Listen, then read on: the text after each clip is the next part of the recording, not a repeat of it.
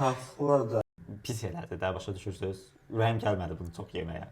Bilal salam. Bugün hansı yeməkləri yoxlayacaqsan, hansı yeməklər haqqında fikirlərini bildirəcəksən, zəhmət olmasa bizə de.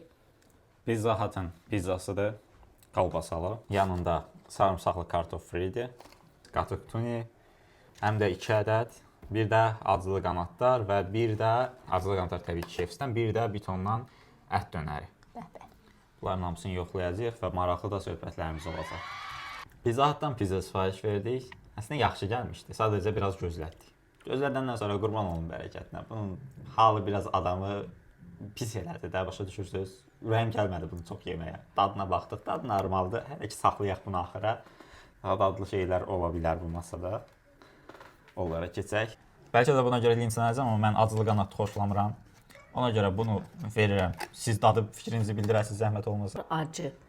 Əgər acı sevirsinizsə, belə bərəkətlə iraq zəhər kimi acı deyirlər. Tam da elə. Bax bu ondandır da. Bunun başqa adı ola bilməz. Yəni bunun da xüsusi özünün fanatları var bu qədər acı yeməyinin. Mən bu qədər acı yemək tərəfdarı deyiləm. Məsələn, bir nöqtədən sonra Elməddi. mədə altı vəz adama xoşbəxtlik oxuyur. Xüsarəyə dedim ki, qatıq yemək istəyirəm. Necə eləyəcəm? Yəni birbaşa əllə belə yeyəcəm. Dedi yox, təbii ki, çəngəl qoyublar içinə. İçində çəngəl yoxdur. Yəqin ki, əllə yeməyimiz üçün göndərilib. İndi haqqında danışmaq lazımdır. Adətən göndərirlərdi. Mən də əslində elə ona görə bu dəfə gözlədim ki, olacaq. Təəssüf ki, amma bu səfər gəlməyib.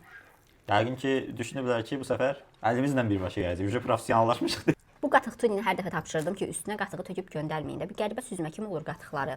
Özüm süzəndə, özüm qoyanda qatığı daha yaxşı olur. Məncə limon sıxıb acı biber də yoxlamalısan. Birinci bu cür yoxlamaq lazımdır ki, öz dadını hiss eləyəsən. Öz dadını hiss elədin, sonra əlavə nə istəyirsən. Porsiyası yaxşıdır, Allah var. Qiymətdə 13 manat olmalıdır, 13.60. Biz Voltdan sifariş vermişik hamısını. Paketi mənə zəhmət olmasa saxlamalı da. Təşəkkür. Azca duzu çatışmır, azca duz əlavə edəsək, əla olacaq, ona sıxıntı deyil. Elə limon sıxsan olardı. Tam əksinə limon duzu aparır, belə bir sıxıntı var. Dadı gəlir yoxsa yox. Səndə? Bu qəşəngdir. Bilirəm ki, kartof frinin dadı həqiqətən hər kəsə maraqlıdır. Çox vacibdir. Sosları pulla verirlər. Özdə belə qəşəng də qiymətə verirlər öz aramızda. Yəni həqiqətən bahadır soslar. 9-luq sayılır bu kartofillər. Amma digər yerlər var ki, onlar 7-lik verir kartofilini. Onun dadını çox da tutmaq olmur. Çünki qızaranda daha da kiçilir. O nöqteyi nəzərdən.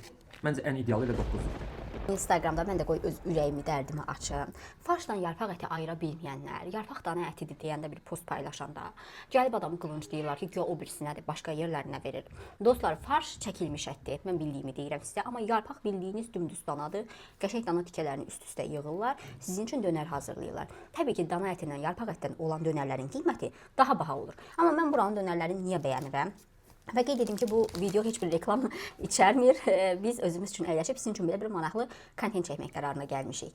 Çörək görürsünüz necə nazikdir. Çörəyin için çıxardırlar, bilmirəm özləri hazırlayır. Amma çörək nazik olanda adam içərinin dadını hiss edə bilir. O içliyinə dadını hiss ediyinə görə mən buranın dönərlərini bəyənirəm.